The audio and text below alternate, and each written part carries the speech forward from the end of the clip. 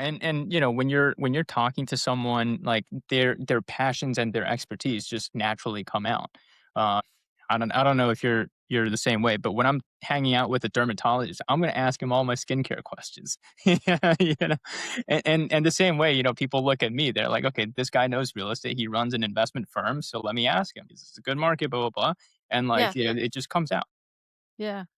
Well, and those can be scary topics, I think, too, especially Yeah, the investment. And when you say, "Oh, like yeah, Leo's just a guy, we're gonna go have a beer," like yeah. this is a I think it's interesting because and the reason for the kind of hesitation or like tabooness around money, a few key factors, right? One is America is very litigious and nobody wants to be like, that this is not financial advice and stuff. And there's a reason they don't teach financial management, like personal finances and credits, like how that works in school, because these guys don't want to get sued as unlicensed financial advisors or something. It's just not worth it for them. I think Gen Z is just like aggressively authentic, which is very refreshing. They don't care. They'll share with you their salaries and stuff, but before you don't want your colleagues to know. So society is changing. There is more like kind of financial transparency and people open to being like, okay, how do I improve my financial position? And just being open to different ways.